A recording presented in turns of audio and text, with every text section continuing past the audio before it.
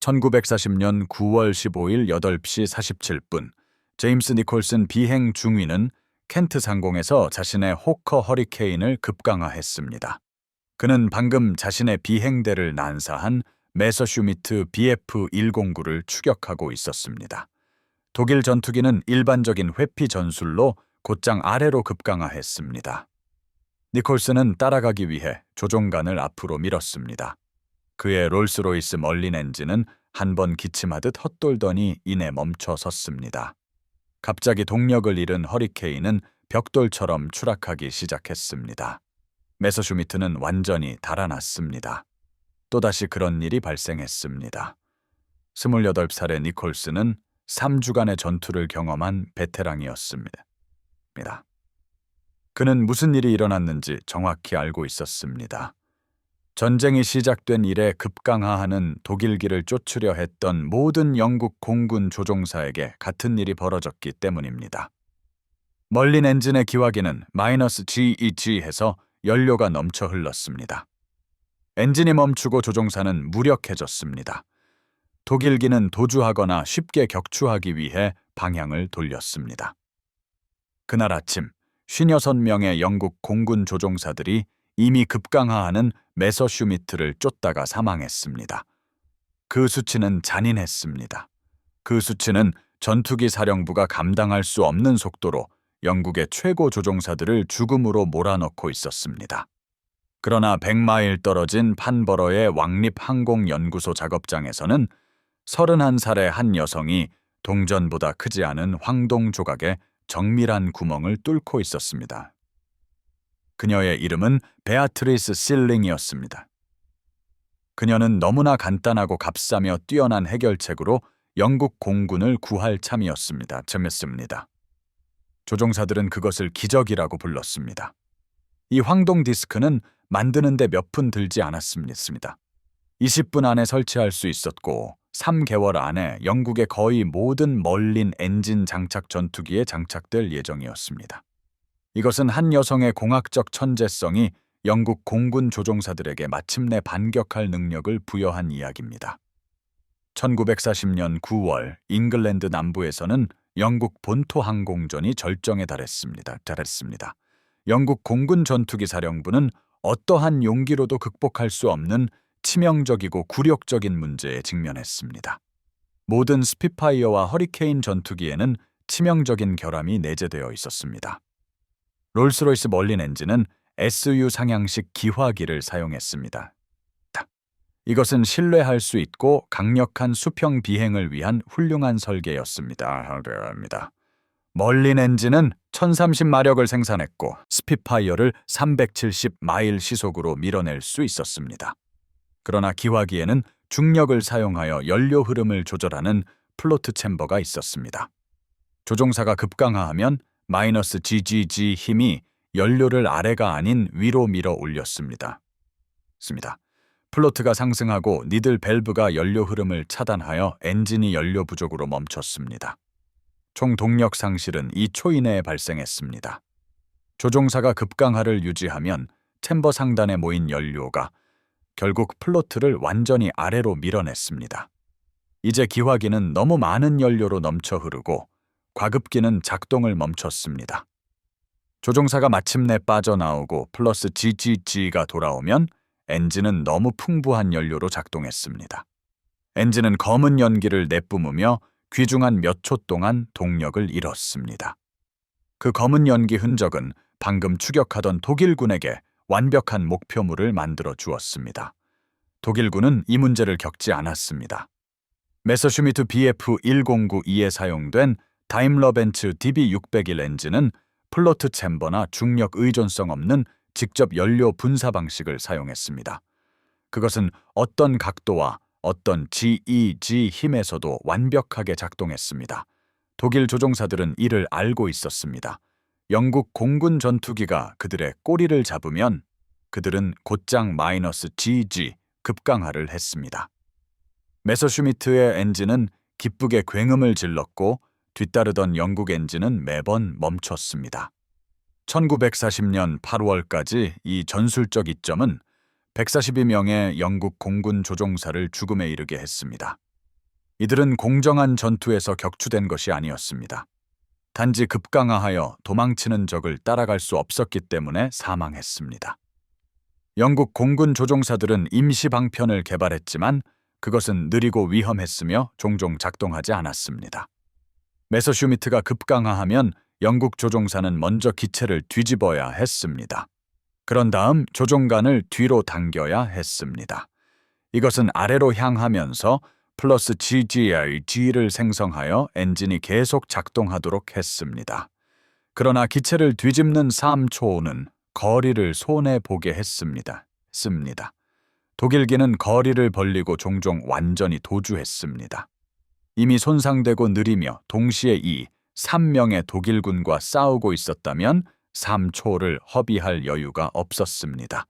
대신 사망했습니다. 19살의 파일럿 오피서 콜린 프랜시스는 급강하 중에 허리케인 엔진이 멈춰 1940년 8월 30일 사망했습니다. 그는 켄트의 농장에 추락했습니다. 그의 시신은 1941년이 되어서야 발견되었고 여전히 조종석에 묶여 있었습니다. 대탈출 작전의 미래 지도자였던 로저 부셸 비행대장은 됴케르크 상공에서 공중전 중 그의 스핏파이어가 실속하여 거의 사망할 뻔했습니다. 그는 간신히 제때 빠져나왔습니다. 544명의 영국 공군 전투기 사령부 조종사들이 영국 본토 항공전에서 사망했습니다. 엔진이 급강하 중에 멈춰 사망한 정확한 수는 아무도 알지 못합니다. 추락 보고서에는 단순히 엔진 고장 또는 통제 불능이라고만 적혀 있었습니다. 그러나 조종사들은 알고 있었습니다. 지휘관들도 알고 있었습니다. 그들은 한 번에 한 대씩 엔진이 멈추면서 제공권을 잃어가고 있었습니다.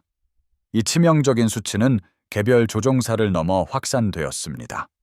1940년 8월 13일 독일 공군은 하루 만에 1485회의 출격을 영국에 대해 감행했습니다. 전투기 사령부는 날 수 있는 모든 것을 출격시켰습니다. 허리케인과 스핏파이어는 영국 해협 상공, 켄트 상공, 런던 상공에서 독일군과 맞섰습니다. 전투는 14시간 동안 지속되었습니다. 모든 교전에서 메서슈미트 조종사들은 위협을 받으면 급강하했습니다. 영국 조종사들은 따라가려 했습니다. 엔진이 멈췄습니다. 독일군은 도주하거나 반격했습니다.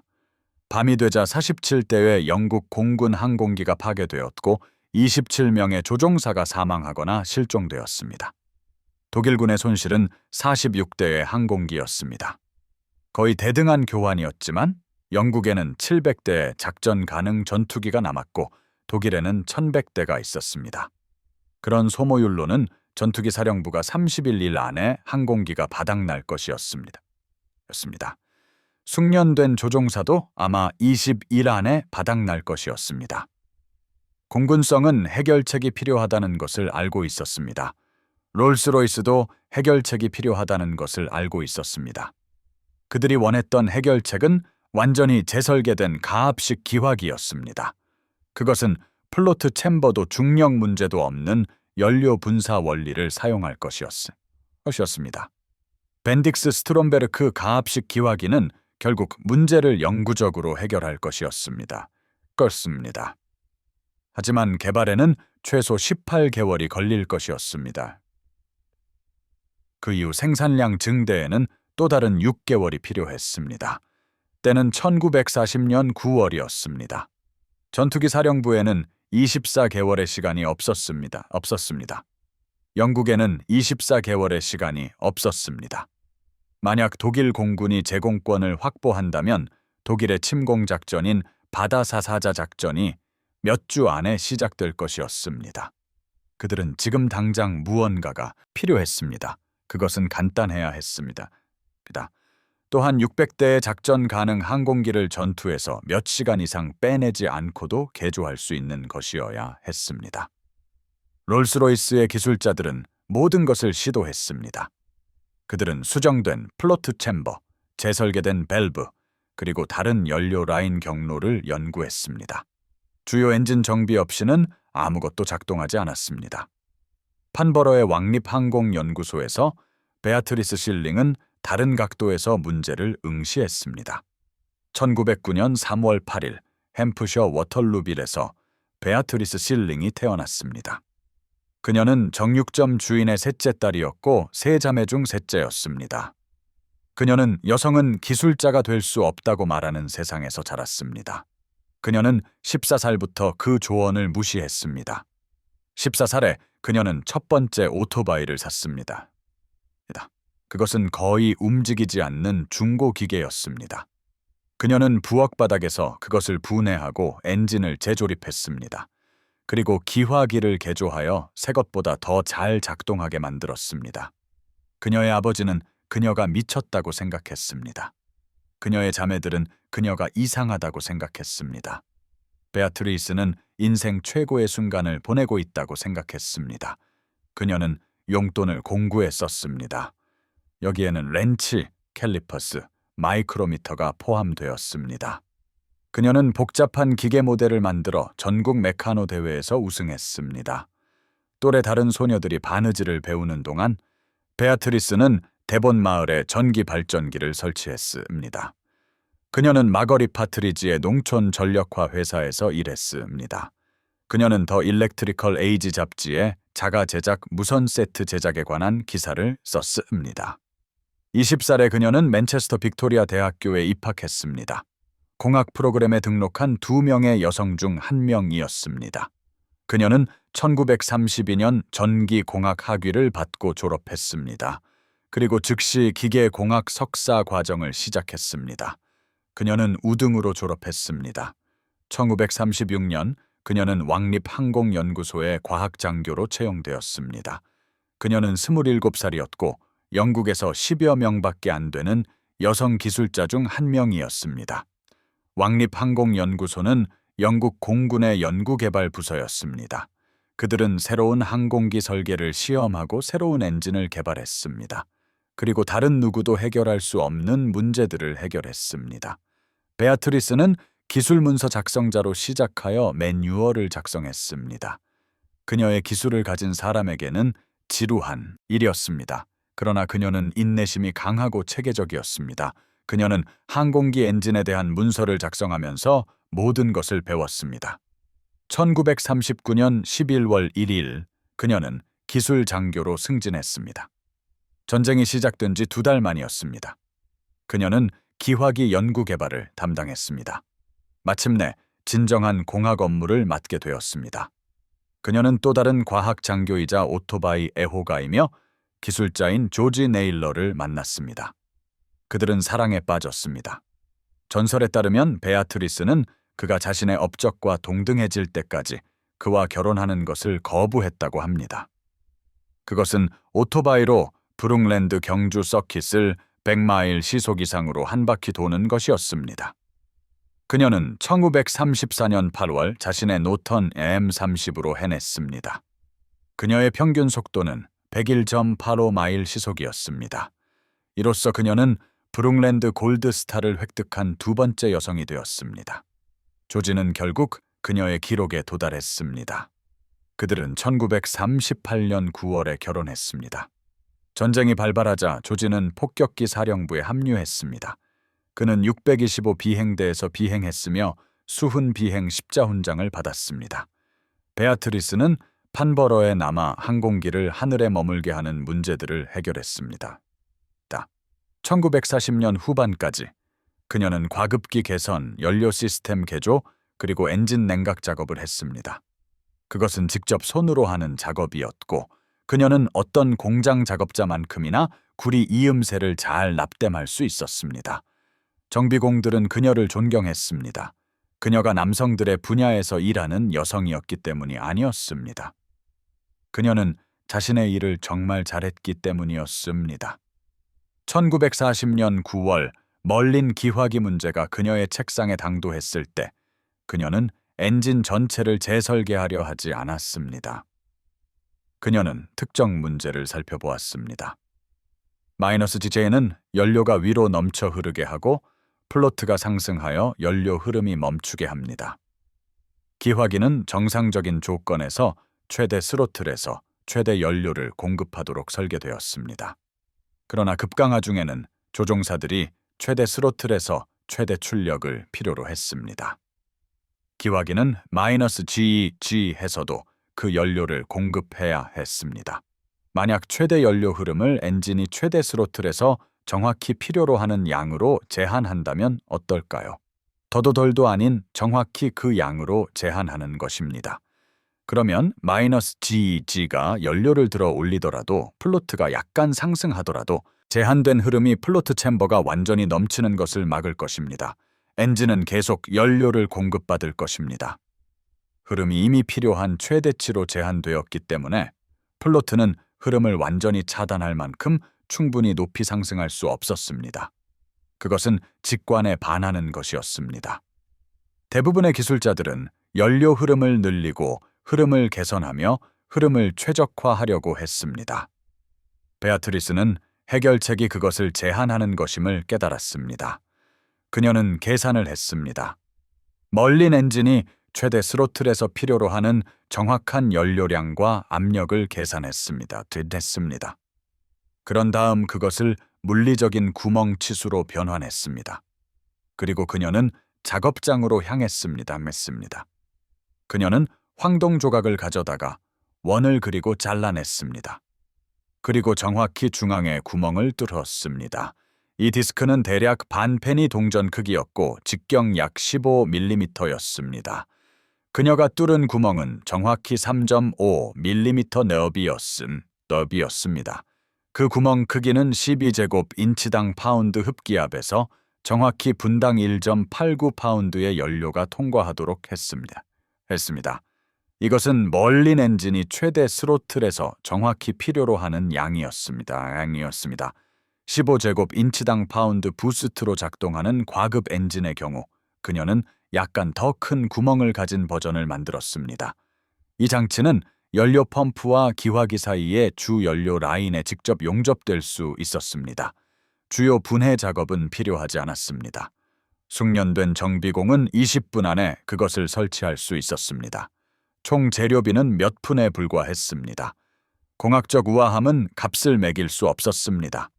그녀는 그것을 유량 제한기라고 불렀습니다. 공식 명칭은 왕립항공연구소 제한기였습니다. 이제 그녀는 그것을 시험해야 했습니다.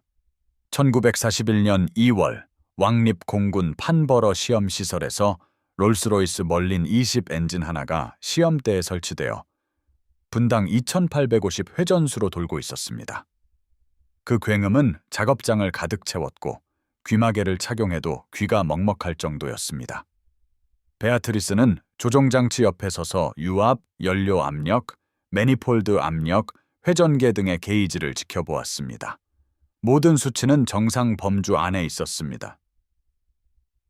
그녀는 시험 기술자에게 준비되었는지 물었습니다. 기술자는 고개를 끄덕였습니다. 베아트리스는 다이빙을 시뮬레이션 하라고 지시했습니다. 기술자는 시험 장비를 조작하여 음해지 포스를 모방하는 조건을 만들었습니다. 연료 압력이 급격히 상승했습니다. 일반적인 멀린 엔진이라면 이때 연료 부족으로 엔진이 멈추고 분당 회전수가 떨어지며 출력이 급감할 것입니다.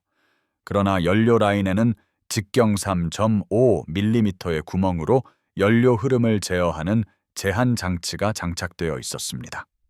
엔진은 계속 작동했습니다. 분당 회전수가 약 100회전 정도 약간 떨어졌지만 엔진은 멈추거나 헛돌거나 과열되지 않았습니다. 음해지 포스 시뮬레이션이 10초 동안 진행되었고 엔진은 그 시간 내내 부드럽게 작동했습니다. 그들은 장비를 초기화하고 다시 시험했으며 결과는 같았습니다. 또다시 시험해도 같은 결과를 얻었습니다. 정지 상태의 멀린 엔진 소리를 제외하고는 작업장은 조용해졌습니다. 그때 누군가가 박수를 치기 시작했습니다. 이 간단한 황동판이 작동한 것입니다. 물론 문제가 완전히 해결된 것은 아니었습니다. 여전히 음해지 포스를 무한정 유지하거나 장시간 뒤집힌 채로 비행할 수는 없었습니다. 이 제한 장치는 연료 부족이 발생하기 전까지 약 10에서 15초 정도의 다이빙 시간을 확보해 주었습니다.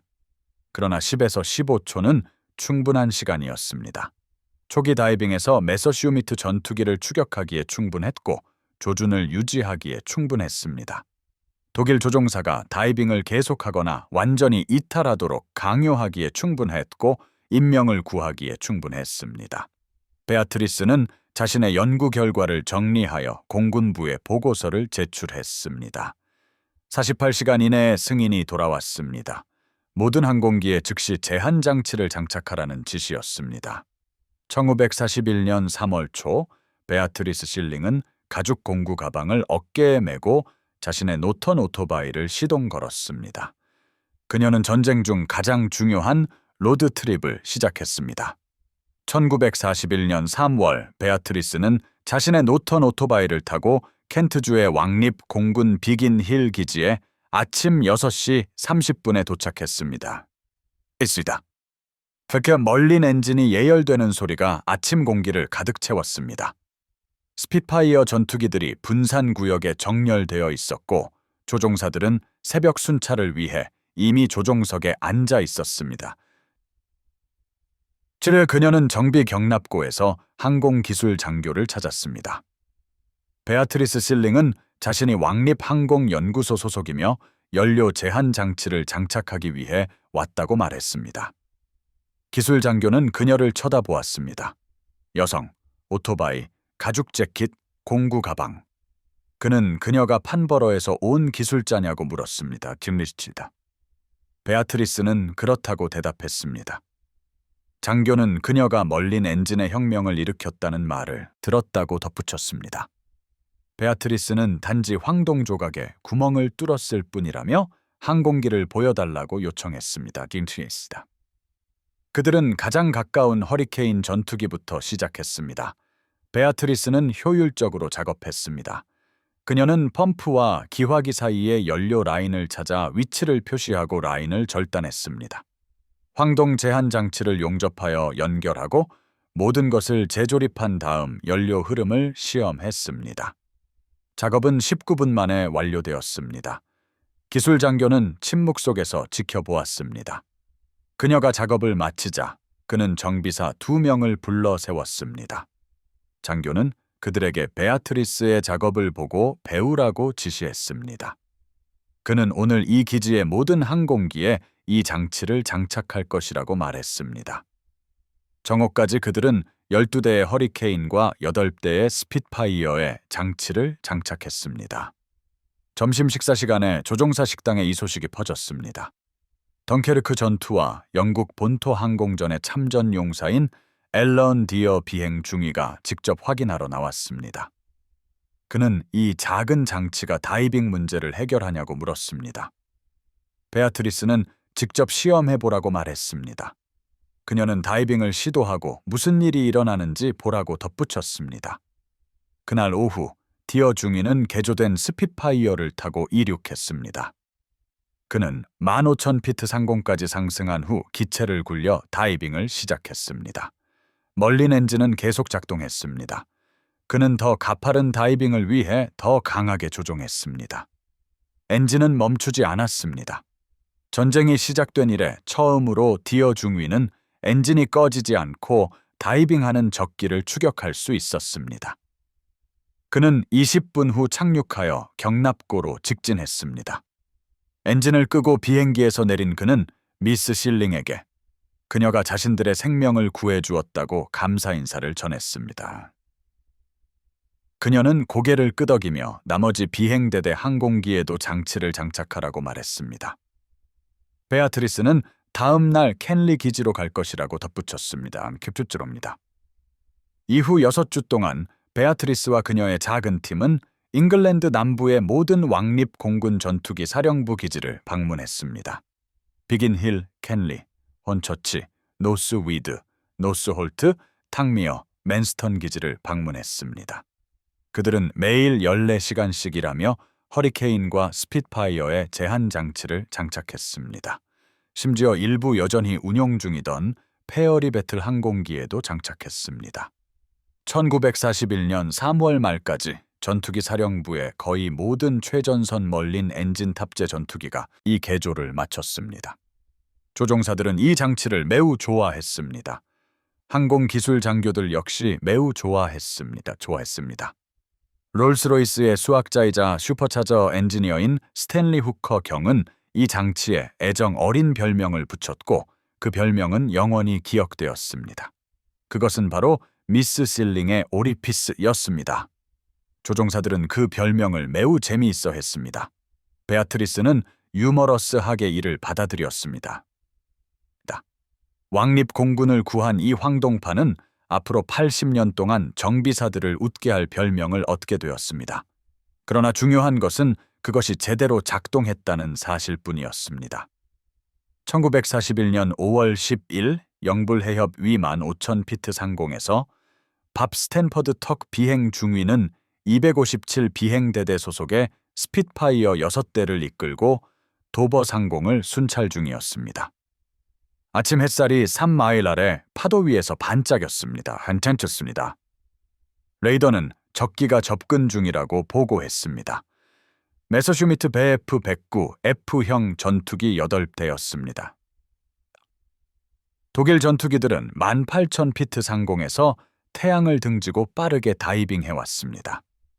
스탠퍼드 턱 중위는 그들을 발견했습니다.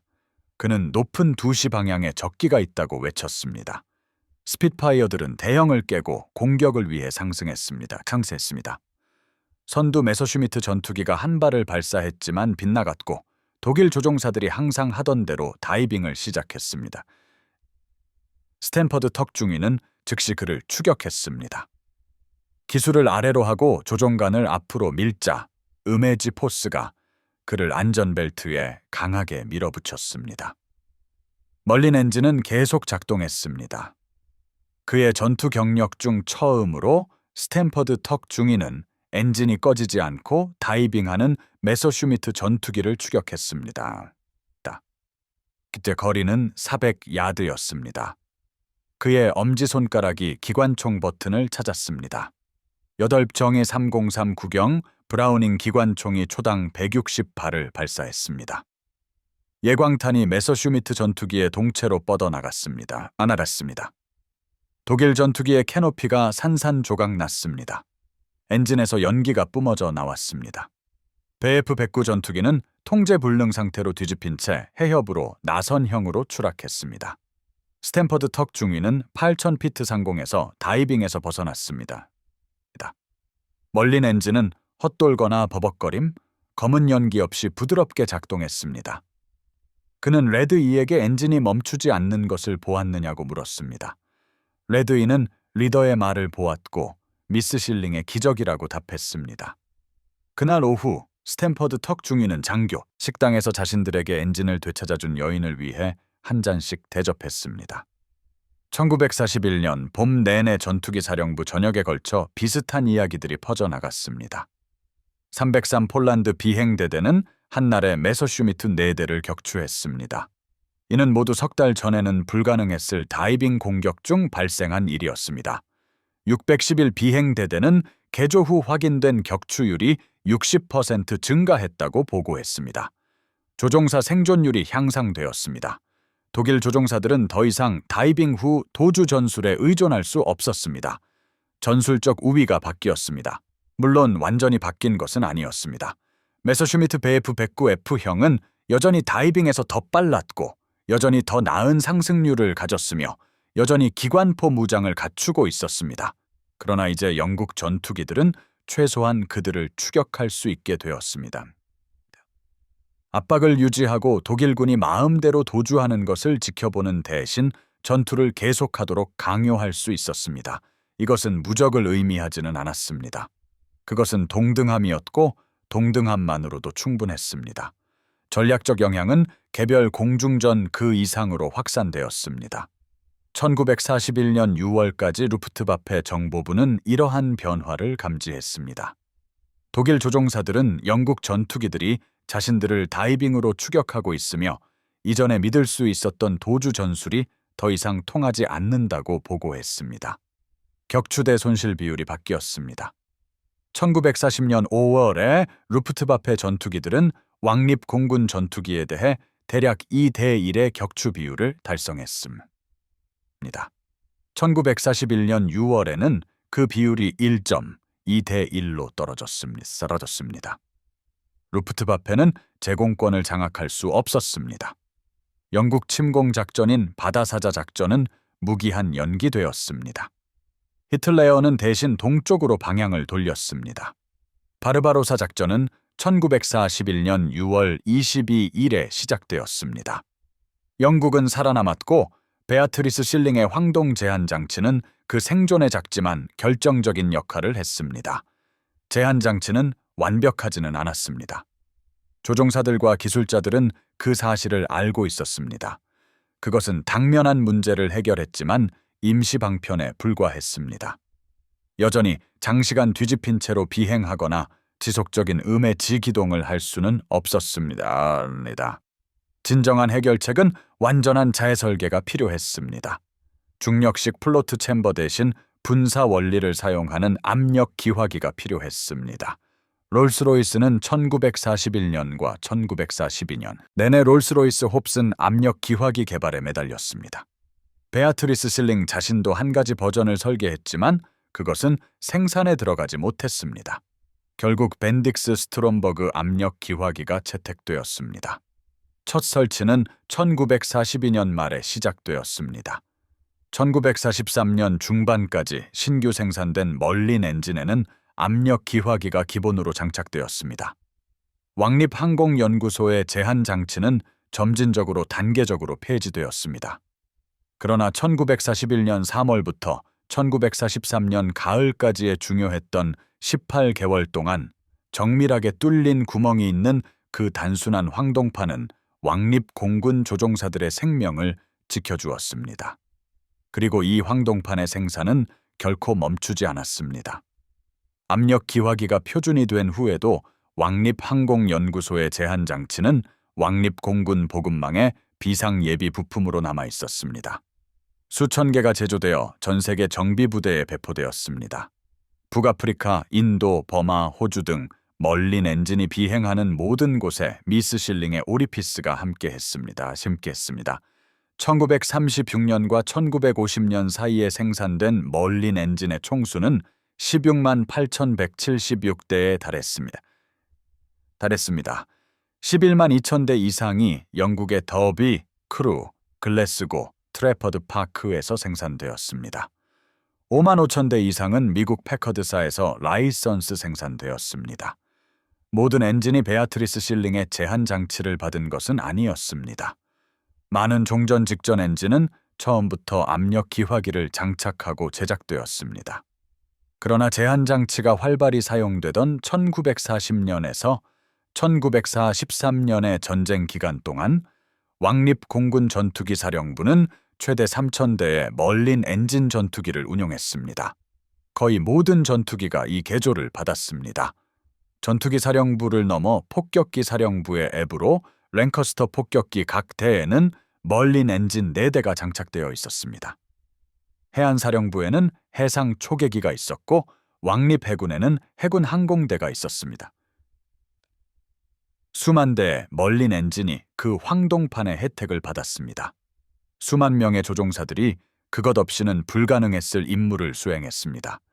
베아트리스 실링은 결코 명성을 추구하지 않았습니다. 신문들이 그녀에게 왕립공군을 구한 여인에 대해 인터뷰하려고 했을 때 그녀는 공로를 조종사, 정비사, 그리고 왕립항공연구소의 다른 기술자들에게 돌렸습니다. 1949년 그녀는 대영 제국 훈장 오피서로 서훈되었습니다. 조지 6세 국왕이 버킹엄 궁전에서 훈장을 수여했습니다. 훈장 사유는 제2차 세계대전 중 항공공학에 대한 공로였습니다. 특정 발명에 대한 언급은 없었고 그녀가 구한 생명의 수에 대한 언급도 없었습니다. 단지 항공공학에 대한 공로만 적혀 있었습니다. 베아트리스는 개의치 않았습니다. 그녀는 인정받기 위해 일하는 사람이 아니었습니다. 그녀는 1969년 은퇴할 때까지 왕립항공연구소에서 계속 일했습니다. 전후 프로젝트에는 블루스트릭 탄도미사일 프로그램이 포함되었습니다. 또한 항공기 사고를 극적으로 줄인 젖은 활주로 제동 연구, 고고도 생명 유지 시스템, 초음속 항공기용 냉각 시스템 등이 있었습니다. 그녀는 왕립항공연구소의 최고 행정직에 오르지 못했습니다. 그러한 직위는 남성들을 위한 자리로 남겨져 있었습니다. 그녀는 조직에서 가장 뛰어난 기술자 중 한 명이었고 수많은 생명을 구했으며 대영 제국 훈장 오피서였음에도 불구하고 승진에서 계속 누락되었습니다. 한 왕립항공연구소 행정관은 여성이 고위 경영직의 압력을 감당할 수 없다고 말했다고 전해집니다. 베아트리스는 그저 엔지니어링을 계속했습니다. 1956년 그녀는 결혼 후 이름인 네일레어로 기계기술자 협회에 가입했습니다. 그녀는 준회원으로 선출되어 이름 뒤에 공인기술자 자격을 사용할 수 있게 되었습니다. 1969년 서리대학교는 그녀에게 명예박사 학위를 수여했습니다. 그녀는 같은 해 60세의 나이로 은퇴했고 그 후 레이싱에 뛰어들었습니다. 은퇴 후 베아트리스와 조지 네일레어는 모터스포츠에 전념했습니다. 그들은 1940년대 후반부터 자동차 경주를 해왔습니다. 그들의 집 작업실에서 대대적으로 개조한 1935년식 라곤다 레피어와 나중에 오스틴 힐리 세브링 스프라이트 차량이 있었습니다. 1959년과 1962년 사이에 그들은 구수드 회원 회의에 출전하여 여러 번 포디움에 올랐고 한 번에 완벽한 우승을 차지했습니다. 1961년 그들은 엘바 200 포뮬러 주니어 단좌 레이싱카를 구입했습니다. 조지가 경주에 출전하는 동안 베아트리스는 크루치프로서 경주 사이사이에 엔진을 조율하고 개조했습니다. 사고와 아슬아슬한 순간들도 있었습니다. 그들은 결국 엘바를 스포츠카로 개조했습니다. 1967년 미국의 자동차 경주 선수 댄거니는 비트리스에게 한 가지 문제로 도움을 요청했습니다. 그의 이글 마크 1 포뮬러 1 자동차가 과열되고 있었습니다. 그의 어떤 엔지니어도 이 문제를 해결할 수 없었습니다. 비트리스는 미국으로 날아갔습니다. 그 자동차를 검사한 후 냉각 시스템을 재설계했습니다. 문제는 해결되었습니다. 그녀는 58세였고 이미 은퇴한 상태였습니다. 그러나 여전히 최고의 자동차 엔지니어 중 한 명이었습니다. 비트리스 실링은 1990년 11월 18일 척수암으로 사망했습니다. 그녀는 81세였습니다. 조지는 그녀보다 수년 더 살았습니다. 그는 자신의 총명하고 용감한 아내의 상실을 여전히 슬퍼하며 세상을 떠났습니다. 그들은 햄프셔에 함께 묻혀 있습니다. 군대식 장례식이나 국가적 영계는 없었습니다. 단지 가족과 친구들이 참석한 조용한 의식이었습니다. 그녀가 이룬 일을 기억하는 소수의 왕립 공군 참전 용사들도 함께 했습니다.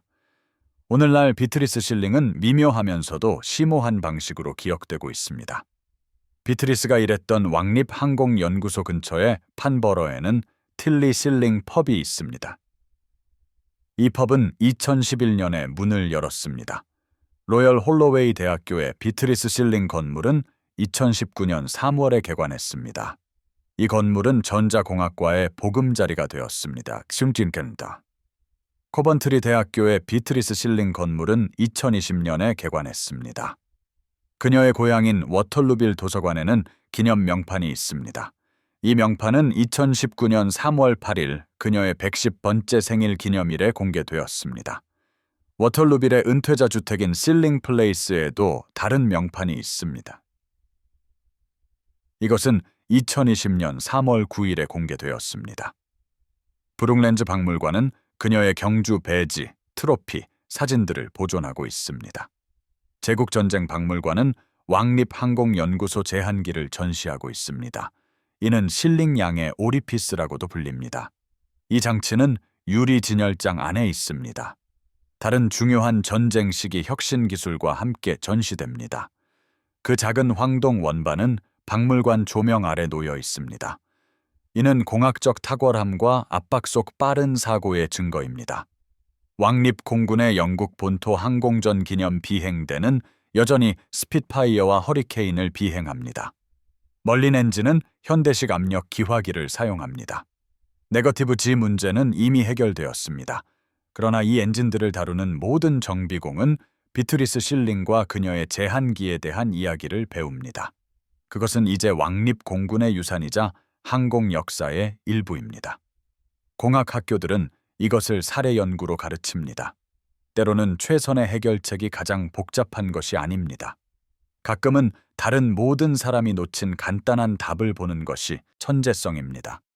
비트리스 실링은 그 답을 보았습니다. 황동 원반 하나에 구멍을 뚫는 것이었습니다. 설치에는 20분이 걸렸습니다. 그러자 왕립 공군 조종사들은 갑자기 반격할 수 있었습니다. 영국 본토 항공전의 인명 피해는 아무리 강조해도 지나치지 않습니다. 1542명의 영국 조종사가 사망했습니다. 422명이 부상당했습니다.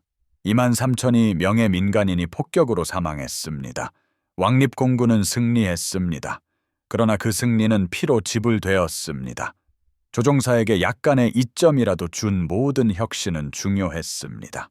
여기에는 더 나은 전술, 더 나은 레이더, 더 나은 항공기가 포함됩니다. 간단한 황동 제항이 또한 중요했습니다. 이 장치는 조종사들이 엔진 고장 없이 급강하하는 적을 추격할 수 있도록 했습니다. 비트리스 실링의 발명품이 없었다면 영국은 패배했을까요?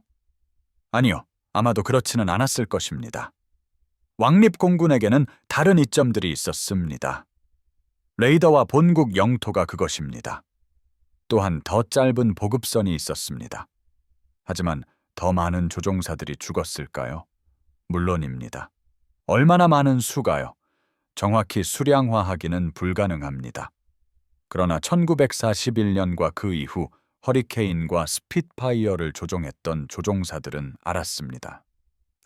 그들은 그 차이를 느꼈습니다. 그들은 1940년에는 살아남지 못했을 전투에서 살아남았습니다. 그들은 자신들에게 기적을 가져다 준 오토바이 탄 여성을 기억했습니다. 이 이야기에 감동하셨다면 지금 바로 좋아요 버튼을 눌러주세요. 좋아요 하나하나가 유튜브에게 이 이야기를 더 많은 사람들에게 보여주라고 말해줍니다. 역사가 장군과 정치인만으로 만들어지는 것이 아님을 더 많은 사람들이 알아야 합니다. 역사는 엔지니어와 정비공, 그리고 아무도 해결할 수 없는 문제를 푸는 사람들에 의해 만들어집니다. 비트리스 실링은 총을 쏘지 않았습니다. 비행기를 조종하지도 않았습니다. 군대를 지휘하지도 않았습니다. 그녀는 황동 조각에 구멍을 뚫고 생명을 구했습니다. 구독 버튼을 누르고 알림을 켜주세요. 우리는 매일 잊힌 이야기들을 찾아내고 있습니다. 여러분이 들어본 적 없는 방식으로 역사를 바꾼 실제 인물들의 이야기입니다. 지금 바로 댓글을 남겨주세요. 어디에서 시청하시는지 알려주세요. 미국, 영국, 캐나다, 호주, 인도, 필리핀, 독일, 프랑스 중 어디에서 시청하시나요? 이 커뮤니티는 전 세계로 뻗어 있습니다. 가족 중에 복무했던 분이 계신다면 알려주세요. 본인이 엔지니어라면 알려주세요. 당신이 이곳에 있다는 것을 알려주세요. 시청해주셔서 감사합니다.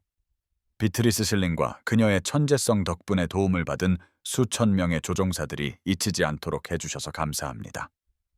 이 사람들은 기억될 가치가 있습니다. 그리고 당신은 그것이 가능하도록 돕고 있습니다.